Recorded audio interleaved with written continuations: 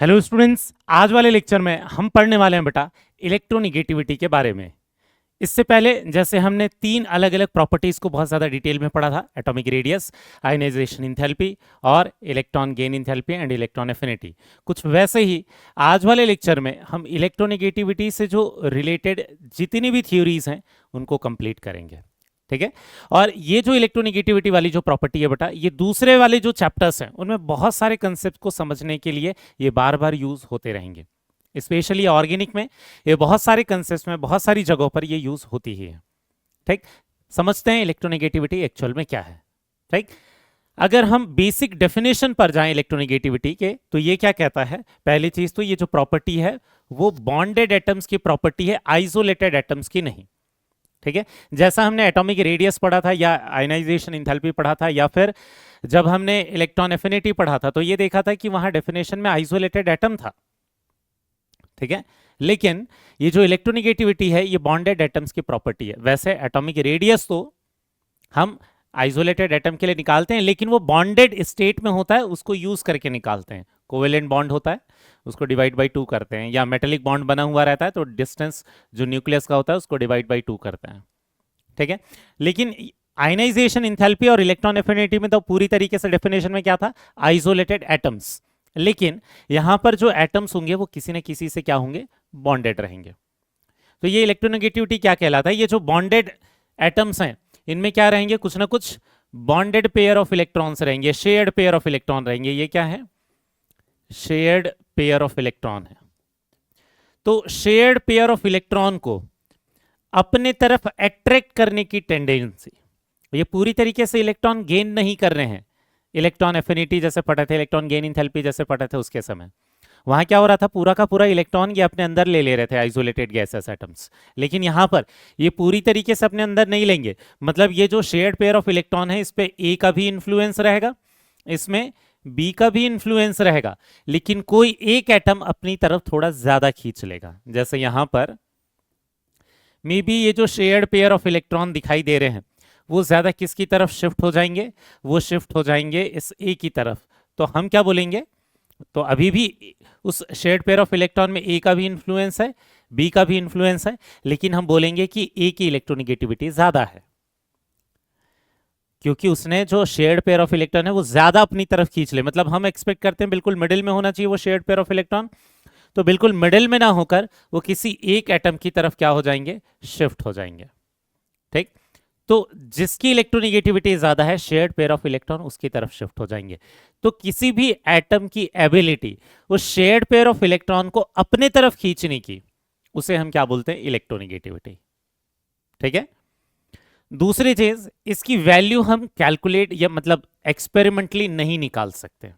जैसे हम ionisation enthalpy की वैल्यू एक्यूरेटली किलो जूल पर मोल में निकाल सकते थे या इलेक्ट्रॉन वोल्ट में निकाल सकते थे, वैसे ही इलेक्ट्रॉन एफिनिटी की वैल्यूज या इलेक्ट्रॉन गेन इंथैल्पी की वैल्यूज हम किलो जूल पर मोल में निकाल सकते थे, लेकिन वैसी एक्सपेरिमेंटल वैल्यूज इसके लिए नहीं निकाल सकते, क्योंकि जैसे जैसे यहाँ बॉन्डेड एटम्स चेंज होंगे, जैसे यहाँ बी की जगह कौन आ गया? सी आ गया, तो ये शेयर्ड पेयर ऑफ इलेक्ट्रॉन को अपनी तरफ अट्रैक्ट करने की टेंडेंसी ए की चेंज हो जाएगी। समझ में आया? तो ये इसको हम एक्सपेरिमेंटली नहीं निकाल सकते, इसलिए इसकी डेफिनेशन में क्या होता है? Qualitative measure. इसलिए इसमें क्या लिखा हुआ रहता है? Qualitative measure. कहने का मतलब इसके पहले जो हमने तीन प्रॉपर्टीज पढ़ी थी वो तो क्वांटिटेटिव निकाल सकते थे उनकी वैल्यूज को। ठीक है, क्वांटिटेटिवली मेजर कर सकते थे, लेकिन इसको हम क्वांटिटेटिवली एक्सपेरिमेंटली मेजर नहीं कर सकते। हम कुछ वैल्यू जरूर देते हैं कंपैरिजन के लिए, लेकिन वो एक्सपेरिमेंटली नहीं निकलती, वो थियोरेटिकली कुछ वैल्यूज हम असाइन करते हैं। ठीक। तो इसका डेफिनेशन क्या हो जाएगा? Qualitative measure of ability of an atom, ability of an atom to attract, ability of an atom to attract shared pair of electron, to attract shared pair of electron, shared pair of electron towards itself, shared pair of electron towards itself is called electronegativity. Itself is called electronegativity. ठीक है। तो electronegativity क्या होता है? Electronegativity किसी भी atom की capability होगी शेयर्ड पेयर ऑफ इलेक्ट्रॉन को, ये जो इलेक्ट्रॉन शेयर्ड हो रखे हैं, जो अनशेयर्ड इलेक्ट्रॉन है उनके लिए हम इलेक्ट्रोनिगेटिविटी नहीं पढ़ते बेटा, केवल जो शेयर्ड हो रखे हैं, दो एटम के बीच में जिस इलेक्ट्रॉन की शेयरिंग हो रखी है, जब कोवेलेंट बॉन्ड बनते हैं तभी ये शेयरिंग होती है। ठीक है। तो कोवेलेंट बॉन्ड बनने के बाद ये इस तरीके से जो शेयर्ड पेयर ऑफ इलेक्ट्रॉन रहेंगे, उनको कौन एटम अपनी तरफ ज्यादा खींच रहा है, इसे हम क्या बोलते हैं? इलेक्ट्रोनिगेटिविटी। दूसरा, इसके डेफिनेशन में एक टर्म कौन सा था बेटा? Qualitative measurement. क्वालिटेटिव मेजर कहने का मतलब क्या है? इसका मतलब यह है कि इसकी जो वैल्यू है ये हम केवल कंपैरिजन करके हम या कुछ थ्योरेटिकली वैल्यू असाइन कर देते हैं, एक्सपेरिमेंटली इनकी वैल्यू कैलकुलेट नहीं कर सकते। ठीक है। तो यहां समझते हैं बेटा, एक तो डेफिनेशन हमने क्या बोला कि जो शेयर्ड पेयर ऑफ इलेक्ट्रॉन है, ये कोई एक एटम अपनी तरफ ज़्यादा ले आएगा एज कंपेयर टू किसी दूसरे एटम के। तो हम जैसे यहाँ ए की तरफ ज़्यादा आ रहा है तो हम क्या बोल देंगे कि इलेक्ट्रोनिगेटिविटी ऑफ ए ज़्यादा है। ठीक। दूसरी चीज़ इसमें और क्या बोल सकते हैं? It can not be obtained experimentally, it can not be calculated, ठीक है, या ऑब्टेन्ड एक्सपेरिमेंटली, इसलिए हम इसे क्या बोलते हैं? क्वालिटेटिव मेजर बोलते हैं। बट किसी दूसरे एक्सपेरिमेंटल डाटा को यूज करके, किसी दूसरी प्रॉपर्टी के एक्सपेरिमेंटल डाटा को यूज करके थ्योरेटिकली इनकी कुछ वैल्यू असाइन कर देते हैं। ठीक है। Can not be obtained experimentally but its values are assigned, but its values are assigned theoretically, are assigned theoretically by using values of other properties, by using experimental values of other properties। तो किसी दूसरी property से comparison करके, किसी दूसरी properties की value को use करके हम इनकी वैल्यूज थ्योरेटिकली दे देते हैं। ठीक है। कहने का मतलब जैसे वो अदर प्रॉपर्टीज कौन सी हो सकती है? बॉन्ड इंथैल्पी हो सकती है, या आयनाइजेशन इंथैल्पी हो सकती है, ठीक है, या फिर इलेक्ट्रॉन एफिनिटी हो सकती है। ये जो दूसरी प्रॉपर्टीज होती हैं, ये दूसरी प्रॉपर्टीज की जो वैल्यूज होती हैं, उन वैल्यूज को यूज करके हम इनको थ्योरेटिकली वैल्यूज दे जरूर देते हैं, लेकिन वो जो थ्योरेटिकली वैल्यूज देते हैं वो एक्सपेरिमेंटली निकल कर नहीं आती, वो हम अपने मन से अलग अलग साइंटिस्ट अलग अलग प्रॉपर्टीज को यूज करके इनको कुछ अलग अलग वैल्यूज दे देते हैं एटम्स को, ताकि हम ये कंपेयर कर पाए कि कौन से एटम की एबिलिटी ज्यादा है इलेक्ट्रॉन को अपनी तरफ अट्रैक्ट करने की, और कौन से एलिमेंट की एबिलिटी कम है, ठीक है, अपनी तरफ शेयर्ड पेयर ऑफ इलेक्ट्रॉन को अट्रैक्ट कर देंगे। ठीक है। तो वो जो वैल्यूज देते हैं वो केवल कंपैरिजन के लिए दे देते हैं। समझ में आया? ठीक। तो इसके डेफिनेशन में क्या लिखा है कि ये इलेक्ट्रॉन को अपनी तरफ खींच रहा है। और जब हमने इलेक्ट्रॉन गेन इंथैल्पी पढ़ा था तब भी क्या देखा था कि एटम से इलेक्ट्रॉन को अपनी तरफ खींच रहा है। तो बहुत बार उन दोनों प्रॉपर्टीज में, इलेक्ट्रॉन गेन इंथैल्पी में और ये जो इलेक्ट्रोनिगेटिविटी है, इन दोनों में डिफरेंस पूछता है। तो दोनों की जो डिफरेंसेस हैं वो आपको पता रहनी चाहिए बेटा। ठीक है। Difference between electron gain enthalpy and electronegativity. Electron gain enthalpy, सबसे पहले तो इसको इस तरीके से रिप्रेजेंट करते हैं। ये किसकी प्रॉपर्टी है? ये प्रॉपर्टी है आइसोलेटेड गैसेस एटम की, property of isolated gases atom. ठीक है। ये आइसोलेटेड गैसेस एटम की प्रॉपर्टी है। लेकिन यहीं पर अगर हम इलेक्ट्रोनिगेटिविटी की बात करें तो इलेक्ट्रोनिगेटिविटी किसकी प्रॉपर्टी है? Property of bonded atoms. ठीक है। जिन एटम्स में बॉन्ड होगा केवल उनके लिए हम इलेक्ट्रोनिगेटिविटी देख सकते हैं, क्योंकि shared pair of electron bonded atoms के बीच में ही प्रेजेंट होते हैं। ठीक है। तो ये प्रॉपर्टी ऑफ क्या है? बॉन्डेड एटम्स है। प्रॉपर्टी ऑफ बॉन्डेड एटम्स है क्या? इलेक्ट्रोनिगेटिविटी। दूसरी चीज क्या है कि जो इलेक्ट्रॉन गेन इंथैल्पी है, इसमें इलेक्ट्रॉन कंप्लीटली एक एटम गेन कर लेता है, वो पूरी तरीके से उस एटम के अंदर शिफ्ट हो जाता है। इसमें किसी एक ही एटम के अंदर शिफ्ट नहीं होगा। जो शेयर पेयर ऑफ इलेक्ट्रॉन को अट्रैक्ट करेंगे वो दोनों के इन्फ्लुएंस में रहता है। ठीक है। इसमें क्या होता है? इनकमिंग इलेक्ट्रॉन ये रहता है under influence of only one atom. या एक ही एटम के न्यूक्लियस के इन्फ्लुएंस में होता है। वहीं पर जब इलेक्ट्रोनिगेटिविटी की बात करते हैं तो इसमें जो शेयर्ड पेयर ऑफ इलेक्ट्रॉन्स होते हैं, जो शेयर्ड पेयर ऑफ इलेक्ट्रॉन होते हैं, शेयर्ड इलेक्ट्रॉन पेयर, ये होते हैं इन्फ्लुएंस। इस पर किनका इन्फ्लुएंस होता है? इन्फ्लुएंस ऑफ टू एटम्स जिनके बीच में वो शेयर्ड हो रखे हैं, दोनों का इन्फ्लुएंस होता है, भले एक की तरफ ज्यादा शिफ्ट हो जाएगा। ठीक।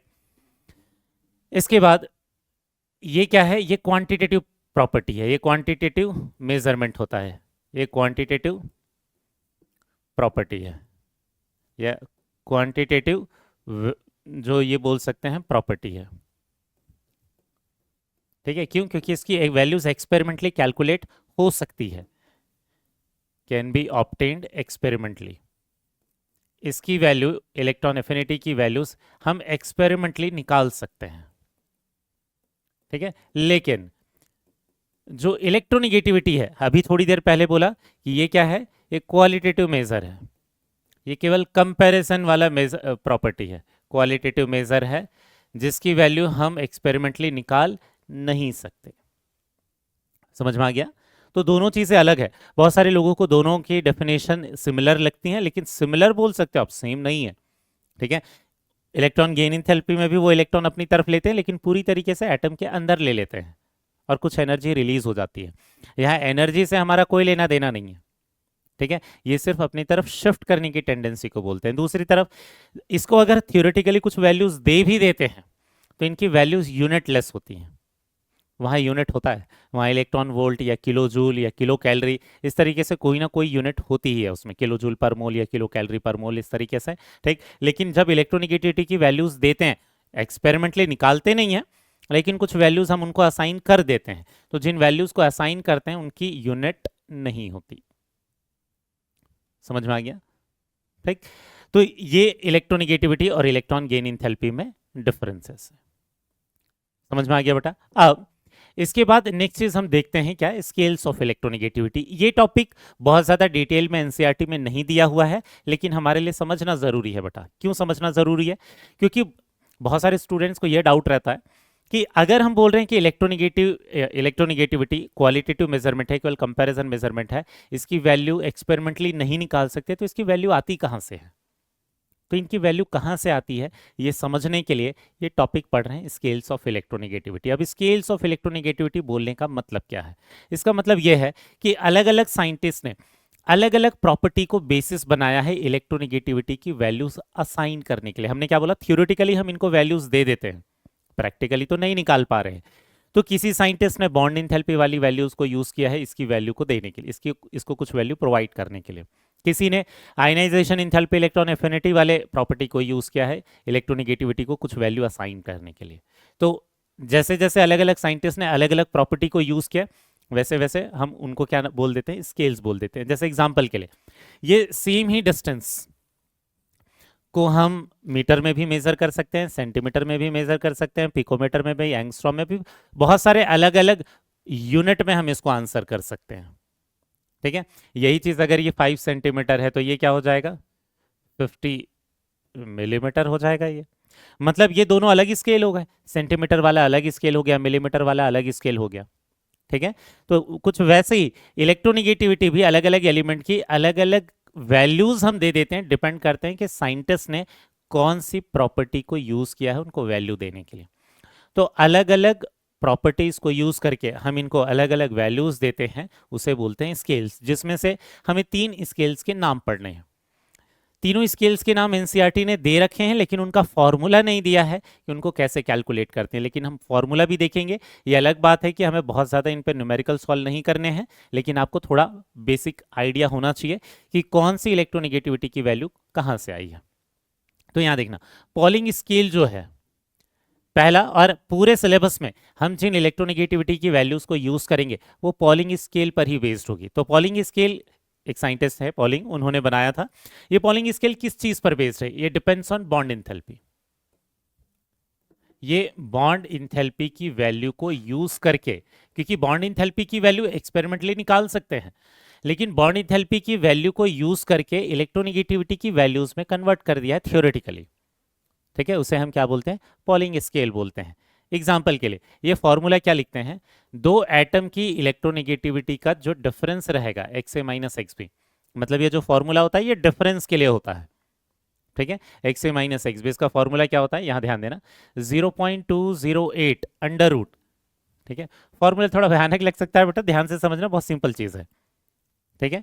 ये हो जाएगा ई, बॉन्ड इंथैल्पी है ये ए और बी बॉन्ड की, माइनस, फिर यहां अंडर रूट रहेगा bond enthalpy between bond A multiplied by bond enthalpy between bond A B, sorry B और बी, ए बी तो हम पहले लिख चुके हैं, यहां रहेगा बी और बी।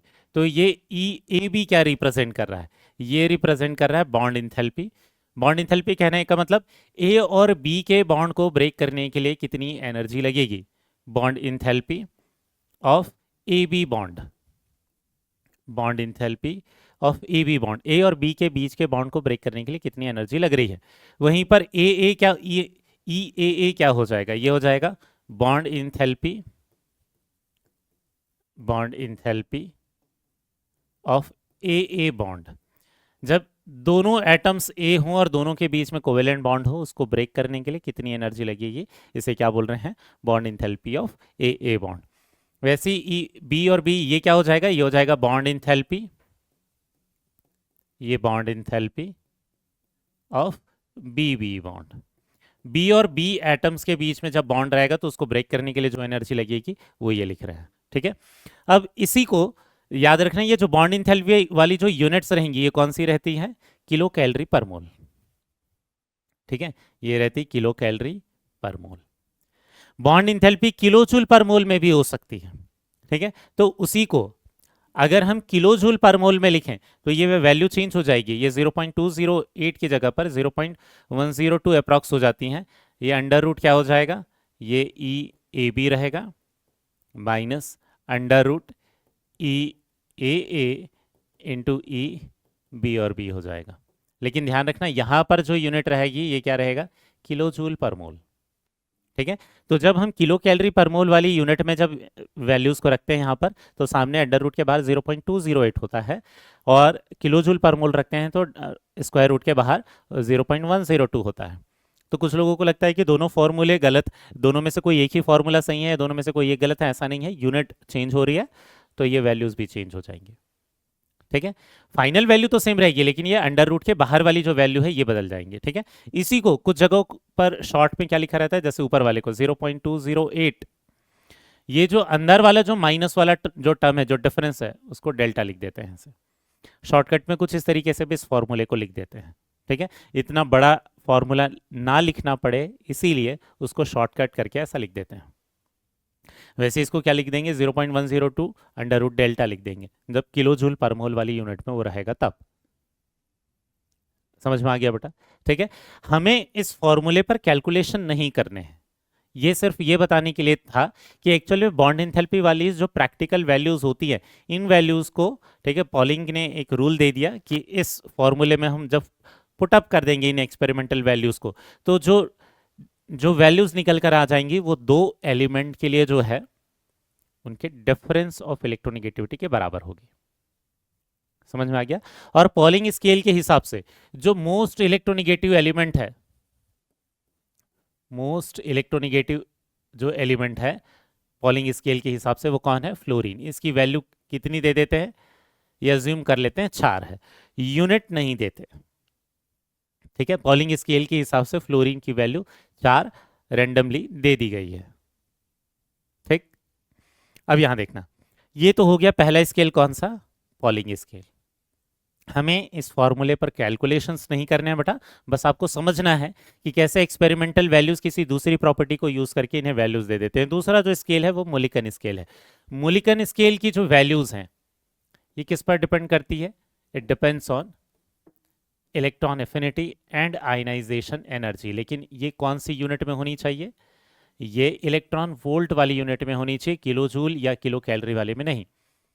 हर एक एटम के लिए जो हम इलेक्ट्रॉन वोल्ट में जो यूनिट में हम वैल्यूज लिख रहे थे आयनाइजेशन इंथैल्पी की या इलेक्ट्रॉन गेन इंथैल्पी की, उन्हीं वैल्यूज को ये यूज करते हैं, ठीक है। इलेक्ट्रॉन एफिनिटी है, मतलब मोस्ट ऑफ दी जगहों पर इलेक्ट्रॉन एफिनिटी का साइन क्या रहता है, पॉजिटिव रहता है, क्योंकि ज्यादातर के लिए इलेक्ट्रॉन गेन इंथैल्पी का साइन नेगेटिव होता है।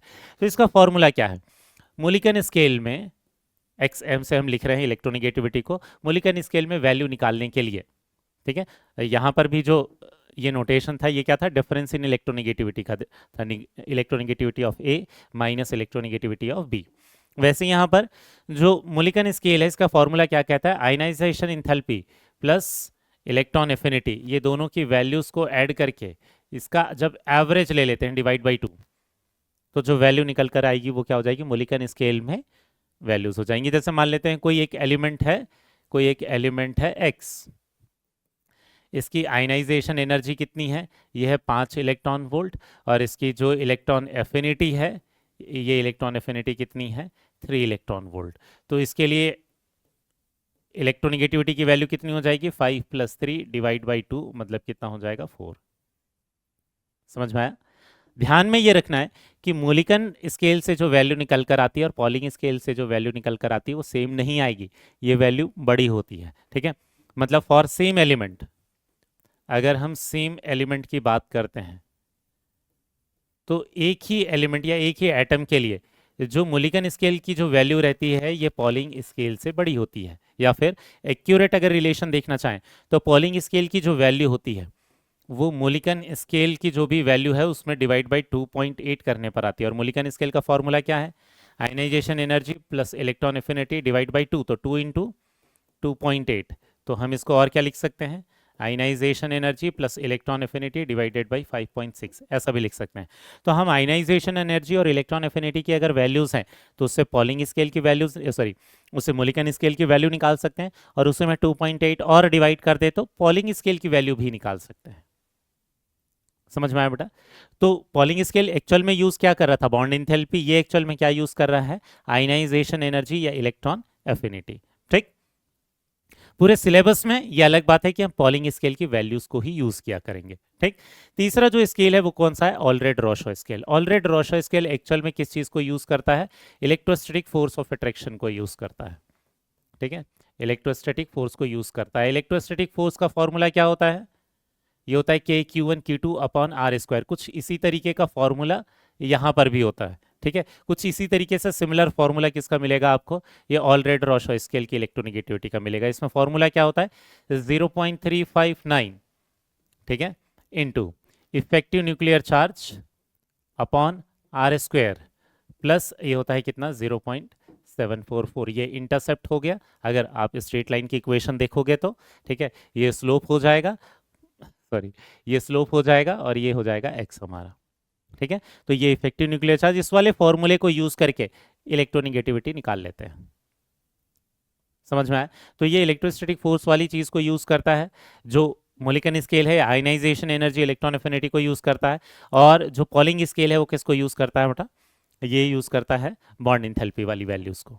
ठीक, अब इसके बाद हम इन दूसरे स्केल्स के बारे में कभी भी डिस्कशन नहीं करेंगे। हम पूरे सिलेबस में चाहे 11th के चैप्टर्स पढ़ें चाहे 12th के चैप्टर्स पढ़ें, हर जगह हमें जो वैल्यूज को यूज करना है वो कौन सी है, पॉलिंग स्केल की वैल्यूज है।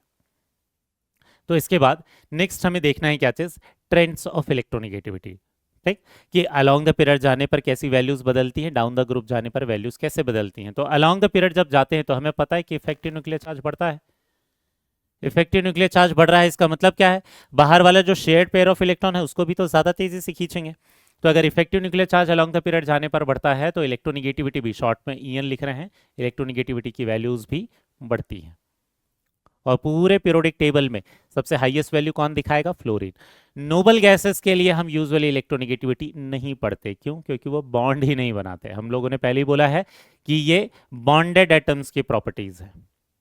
ठीक, तो ये अलोंग द पीरियड क्या हो जाएगा, इलेक्ट्रोनिगेटिविटी बढ़ेगा। नोबल गैस के लिए तो हम पढ़ेंगे नहीं, तो सबसे ज्यादा किन के लिए हो जाएगा हर एक पीरियड में, हेलोजेंस के लिए। और पूरे पीरियोडिक टेबल में हाईएस्ट कौन हो जाएगा, फ्लोरीन।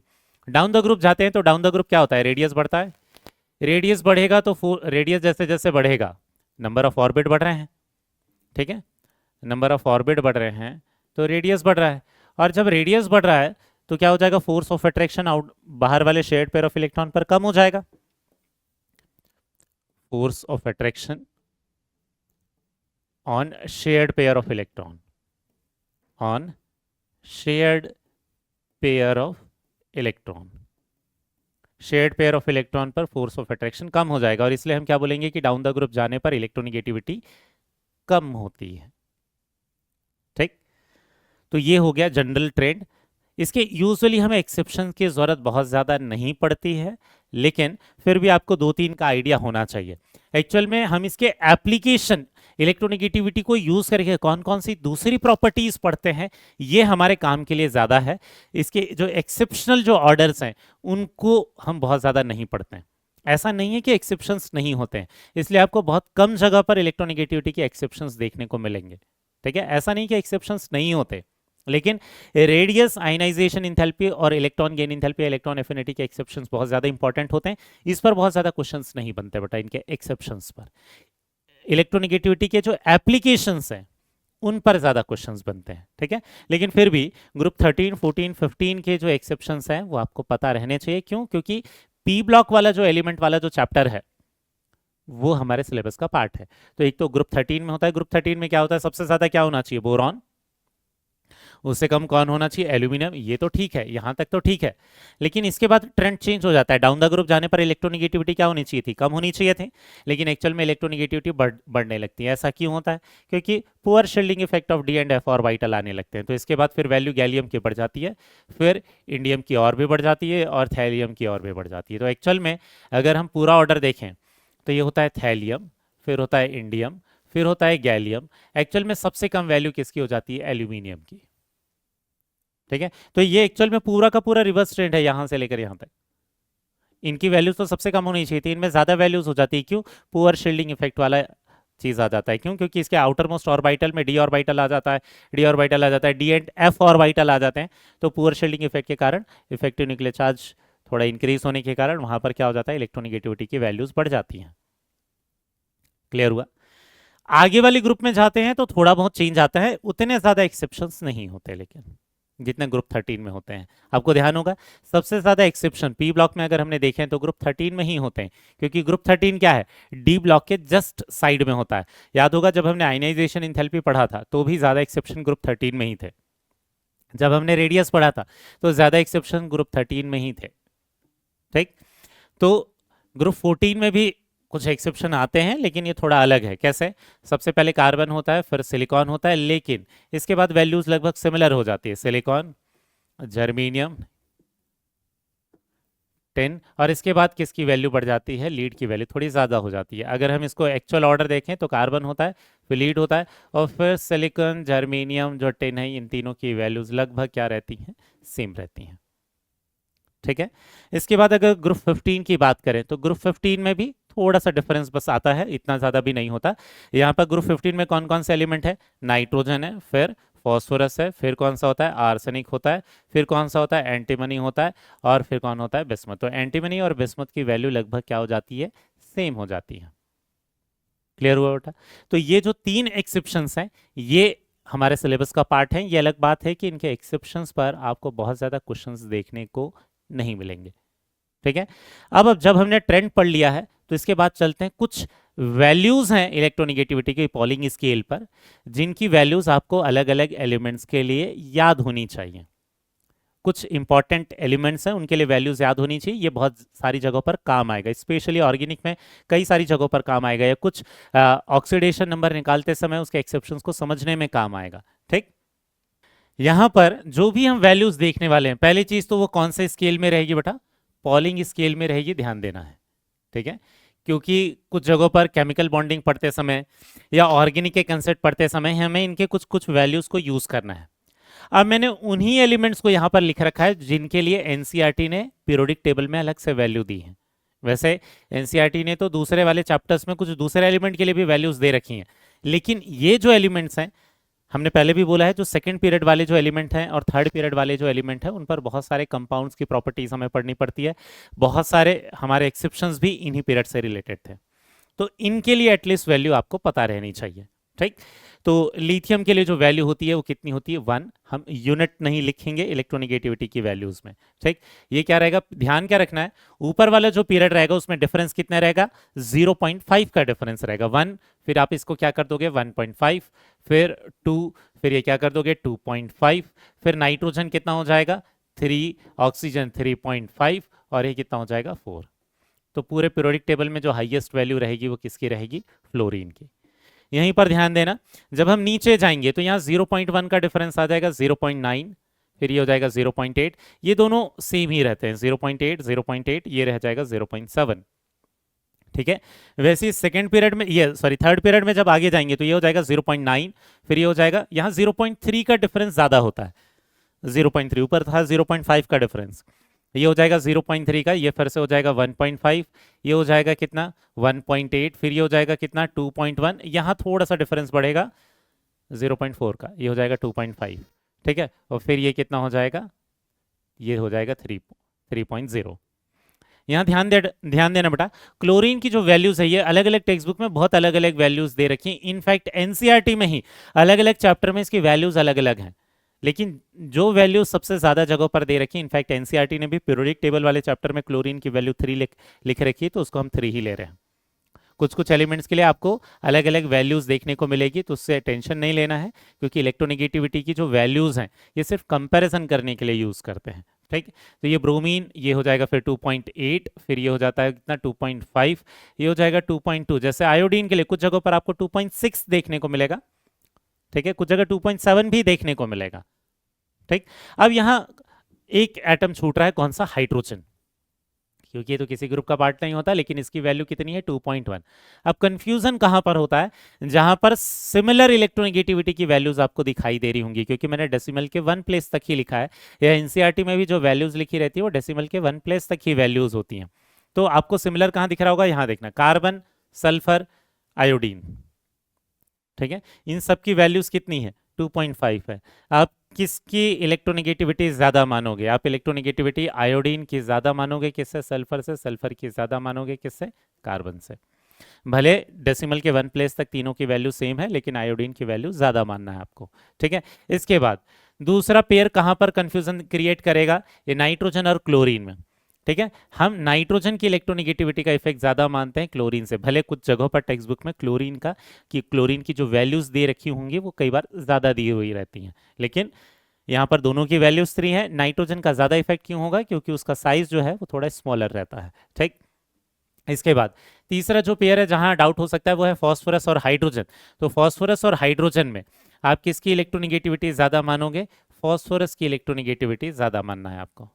ठीक है, तो ये जो कुछ पेयर्स हैं इनके लिए इलेक्ट्रोनेगेटिविटीज की वैल्यू सिमिलर दिख रही होंगी, इसमें कैसे कंपैरिजन करना है इससे ध्यान रखना है। एक और कुछ लोगों को दिखाई दे रहा होगा कि सर सिमिलर वैल्यूज तो बेरिलियम और एल्यूमिनियम के भी है, लेकिन बेरिलियम और एल्यूमिनियम एक दूसरे के साथ कभी बॉन्ड नहीं बनाएंगे, दोनों मेटल्स हैं। ठीक है, तो इनके बीच में कभी बॉन्ड नहीं पढ़ेंगे हम, ऐसा कोई कंपाउंड नहीं पढ़ेंगे जिसमें बेरिलियम और एल्यूमिनियम बॉन्ड बना रहे होंगे। हाँ, ऐसे कंपाउंड पढ़ेंगे जिसमें सल्फर और कार्बन बॉन्ड बना रहा होगा, या कार्बन या आयोडीन बॉन्ड बना रहा होगा, या फॉस्फोरस और हाइड्रोजन बॉन्ड बना रहा होगा, तो वहां पर हमें इलेक्ट्रोनेगेटिविटी की वैल्यूज की जरूरत पड़ेगी। और ये इलेक्ट्रोनेगेटिविटी ही ऐसी प्रॉपर्टी है जिसके बेसिस पर हम क्या पढ़ते हैं, ऑक्सीडेशन नंबर वाला कंसेप्ट पढ़ते हैं। क्लियर हो गया। ठीक है, तो ये हो गई वैल्यूज की, इलेक्ट्रोनेगेटिविटी की जो वैल्यूज हैं वो पॉलिंग स्केल पर कौन कौन सी होती हैं। ठीक, इसके बाद नेक्स्ट जो हमें पढ़ना है वो पढ़ना है एप्लीकेशन ऑफ इलेक्ट्रोनेगेटिविटी। ये वाला जो टॉपिक है बेटा दूसरे चैप्टर्स में इस टॉपिक की आपको बहुत ज्यादा जरूरत पड़ने वाली है। ठीक, सबसे पहला काम क्या है कि इलेक्ट्रोनेगेटिविटी को हम कहाँ यूज कर सकते हैं, हम यूज कर सकते हैं नॉमेनक्लेचर ऑफ इनऑर्गेनिक कंपाउंड को डिसाइड करने के लिए। ठीक है, कैसे, हमेशा जब नॉमेनक्लेचर करते हैं, जब भी हम नेम लिखते हैं तो हमेशा पहले नाम लिखते हैं लेस इलेक्ट्रोनेगेटिव एटम का। ठीक है, उसके बाद हम क्या लिखते हैं, more electronegative atom. More electronegative atom का नाम लिखते हैं और उसको थोड़ा बहुत चेंज करते हैं मोर इलेक्ट्रोनेगेटिव एटम के नेम को। एग्जांपल के लिए देखना, जैसे हमारे पास क्या लिखा हुआ है NaCl, इसमें मोर इलेक्ट्रोनेगेटिव एटम कौन है, क्लोरीन। लेस इलेक्ट्रोनेगेटिव कौन है, सोडियम। तो हम इसका नाम कैसा लिखेंगे, सोडियम। और क्लोरीन के नाम को थोड़ा चेंज करेंगे क्लोराइड। तो एक्चुअल में जो नाम चेंज होता है थोड़ा बहुत, वो किसका होता है? मोर इलेक्ट्रोनिगेटिव एटम का चेंज होता है, और उसका नाम हमेशा बाद में आएगा, पहले नहीं। क्लोरीन सोडियम ऐसा नहीं होता, समझ में आ रहा है? हमेशा लेस इलेक्ट्रोनिगेटिव एटम का नाम पहले लिखते हैं। दूसरा, जैसे अगर हम लिखें क्या चीज, P2O5, तो ये क्या लिखेंगे? फॉस्फोरस का ऑक्साइड है, ऑक्सीजन बाद में आ रहा है। क्यों? क्योंकि वो मोर इलेक्ट्रोनिगेटिव एटम है, तो इसका नाम क्या लिख देंगे? फॉस्फोरस ऑक्साइड या फॉस्फोरस पेंटा ऑक्साइड, 5 ऑक्सीजन है इसलिए। समझ में आया? तो हमेशा जो मोर इलेक्ट्रोनिगेटिव एटम होता है वो बाद में आता है। इसका मतलब क्या है, ध्यान देना। अगर मैं ये लिखता हूं, कौन सा, Cl2O, और ये लिखता हूं OF2, ये क्या है? ये ऑक्साइड है। इसको मैं ऑक्साइड बोल सकता हूं क्योंकि इसमें मोर इलेक्ट्रोनिगेटिव एटम कौन है? ऑक्सीजन है।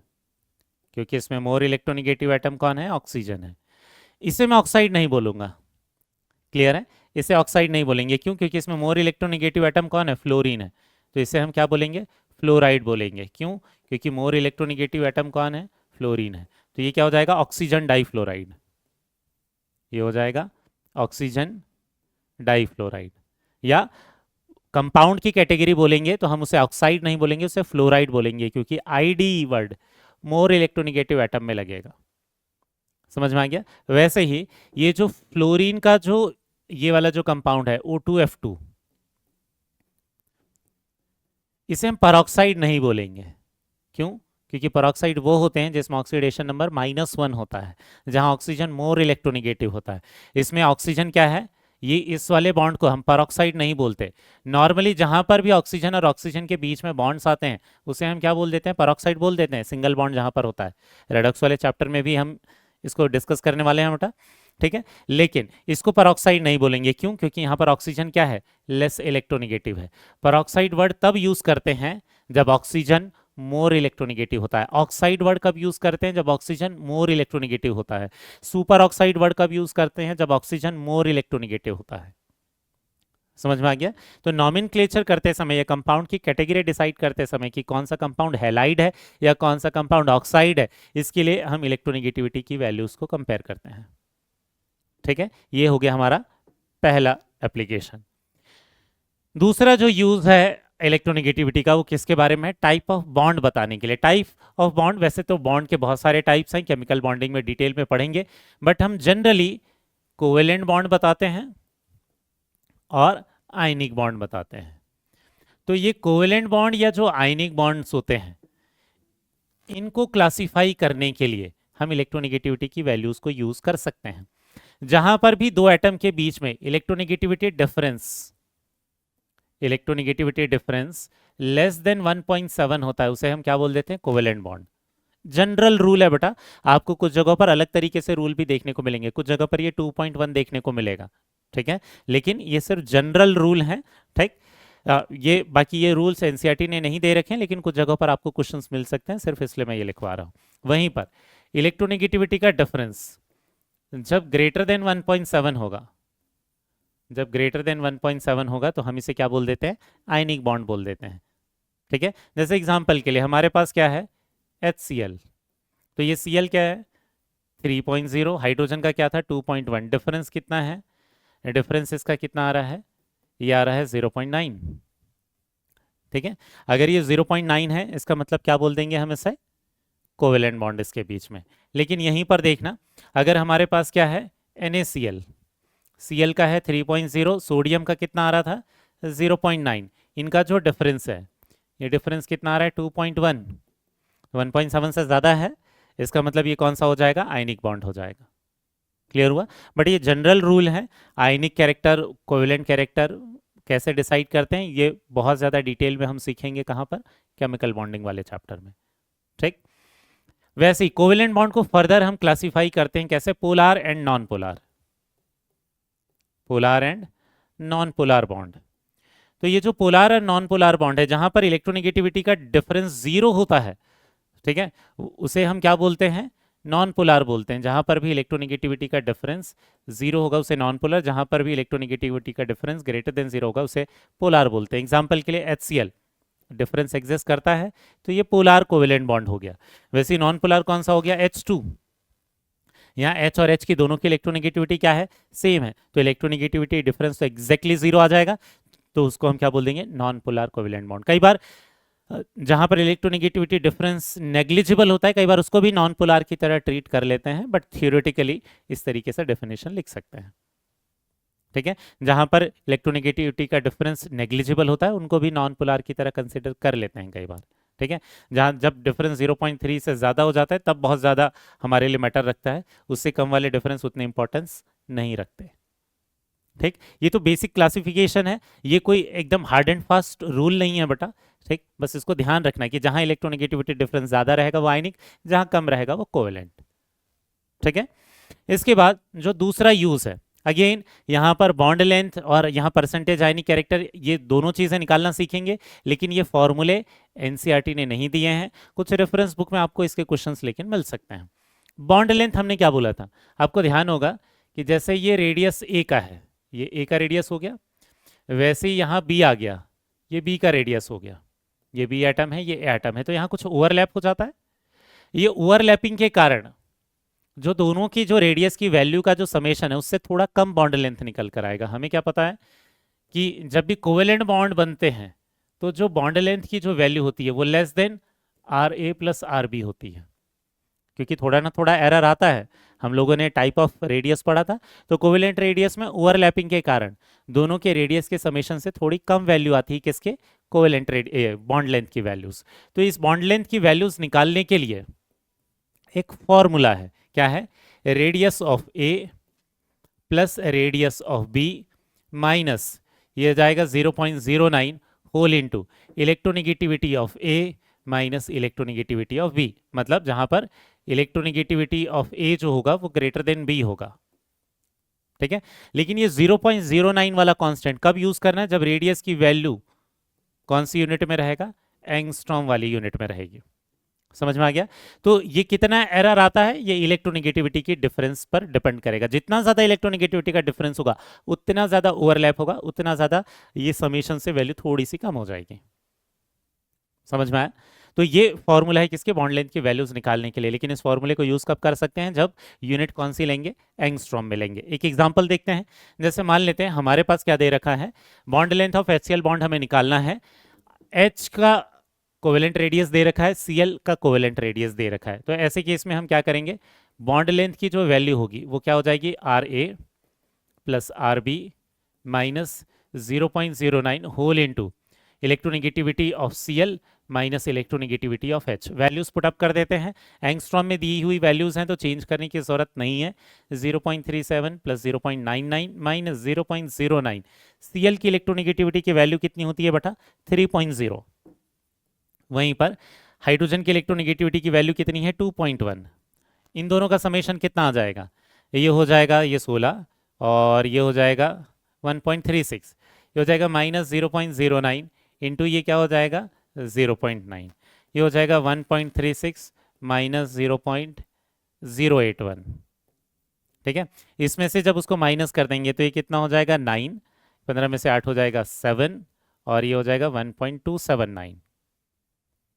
समझ में आ गया ये। तो 1.279 जो एंगस्ट्रॉम रहेगा इतना आ जाएगी किसकी वैल्यू, इसके बॉन्ड लेंथ की वैल्यू। क्लियर हो गया। इसके बाद दूसरा जो यूज है किसके, इलेक्ट्रोनेगेटिविटी का वैल्यूज का, वो है कौन सा, परसेंटेज आयनिक कैरेक्टर निकालने के लिए। ठीक है, हम ये भी बता सकते हैं कि कौन से बॉन्ड में कितना परसेंटेज आयनिक कैरेक्टर है, कितना परसेंटेज कोवेलेंट कैरेक्टर है। हम भले टाइप ऑफ बॉन्ड पढ़ते हैं कि एक कोवेलेंट है एक आयनिक है, लेकिन इसका मतलब ये नहीं है कि कोई बॉन्ड 100% आयनिक हो जाएगा। ये ऐसा नहीं होता कि सारे कोवेलेंट बॉन्ड 100% कोवेलेंट बॉन्ड होते हैं, उसमें से कुछ परसेंट कोवेलेंट होता है, कुछ परसेंट आयनिक होता है, बहुत सारे केस में। ठीक है, कुछ परसेंटेज कोवेलेंट के भी होते हैं, कुछ परसेंटेज आयनिक के भी होते हैं। 50% से जिसका परसेंट ज्यादा होता है उसके हिसाब से नाम लिख देते हैं। जैसे अगर कोई बॉन्ड 60% कोवेलेंट है, 40% आयनिक है, ठीक है, तो ऐसे केस में हम क्या बोल देंगे कि वो जो बॉन्ड है वो कौन सा है, कोवेलेंट बॉन्ड है। लेकिन उसका मतलब ये नहीं होता कि उसमें कोई भी आयनिक परसेंटेज नहीं है। तो बहुत सारे बॉन्ड्स में कोवेलेंट परसेंटेज भी होता है, आयनिक परसेंटेज भी होता है।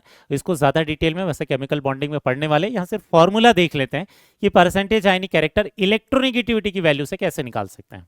एक्चुअल में परसेंटेज आयनिक कैरेक्टर निकालने के दो तरीके होते हैं। एक सीखेंगे डायपोल मोमेंट की वैल्यू से निकालना, जो कि केमिकल बॉन्डिंग वाले चैप्टर में पढ़ेंगे, जो कि ज्यादा जिस पर क्वेश्चंस आते हैं, ठीक है। लेकिन अगर इलेक्ट्रोनेगेटिविटी की वैल्यू से निकालना होगा तो परसेंटेज आयनिक कैरेक्टर का फॉर्मूला क्या होता है?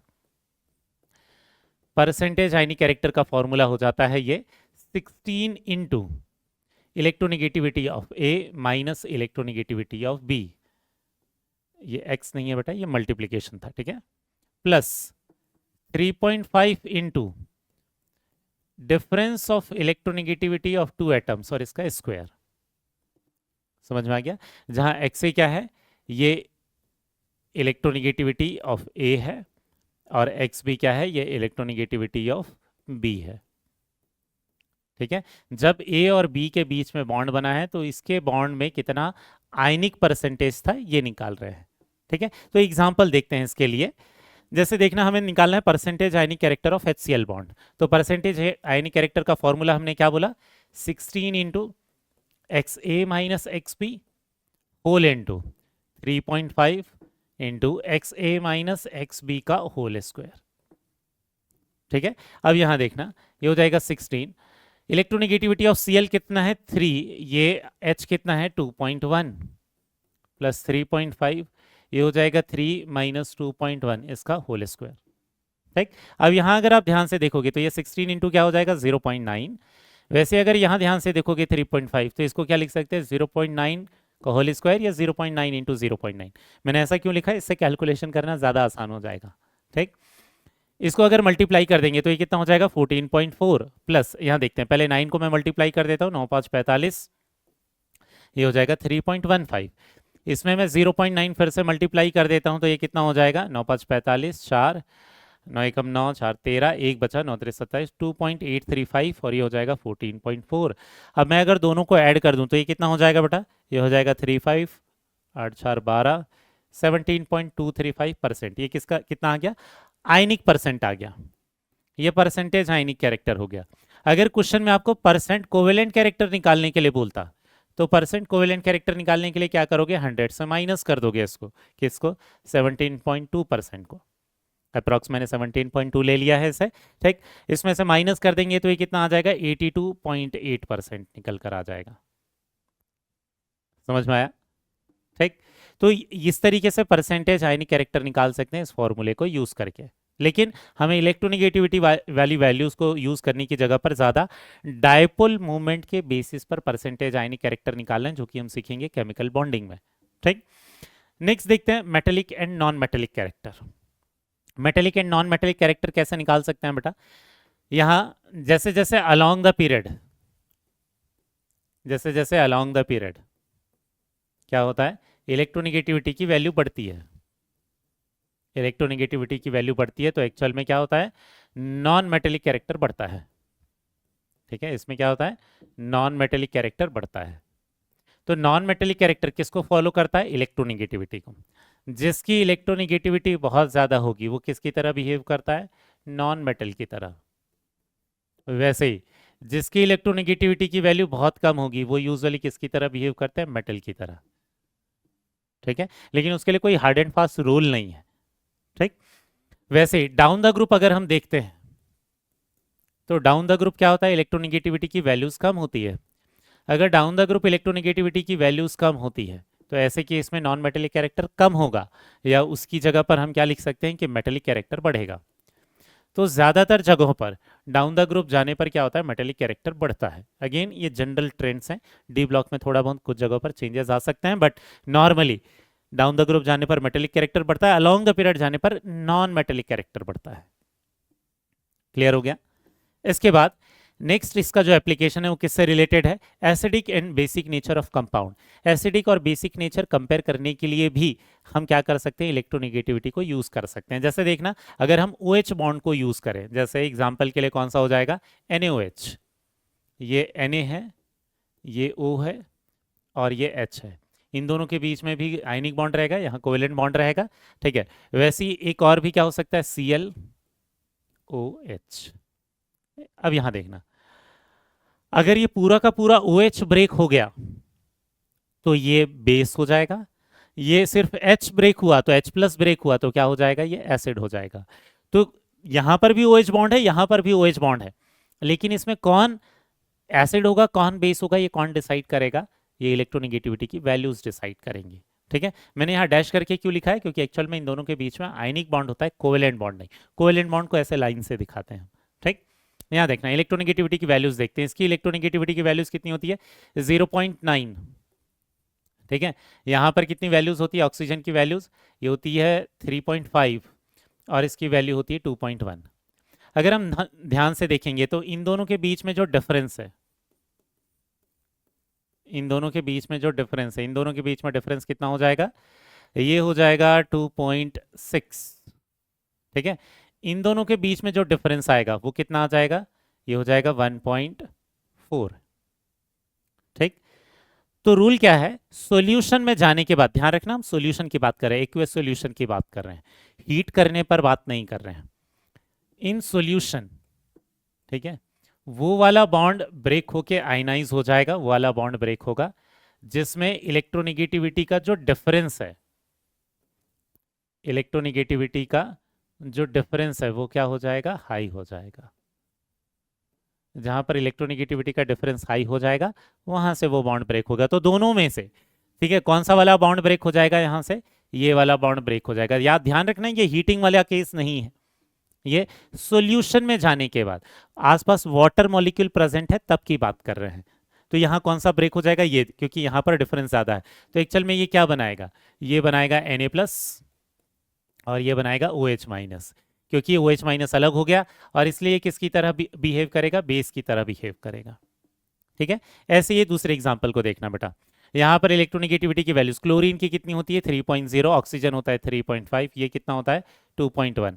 अगर हम यहाँ पर इलेक्ट्रोनेगेटिविटी का डिफरेंस देखें तो इलेक्ट्रोनेगेटिविटी का डिफरेंस क्लोरीन और ऑक्सीजन का अगर आप डिफरेंस निकालोगे तो कितना निकलेगा, ये निकलेगा 0.5, और ऑक्सीजन और हाइड्रोजन का अगर आप डिफरेंस निकालोगे तो फिर से 1.4 ही आ जाएगा। लेकिन अगर आप ध्यान से देखोगे तो अब ज्यादा डिफरेंस कहां पर आ रहा है, यहाँ ऑक्सीजन और हाइड्रोजन के बीच में ज्यादा डिफरेंस आ रहा है, तो यहां से बॉन्ड ब्रेक होगा।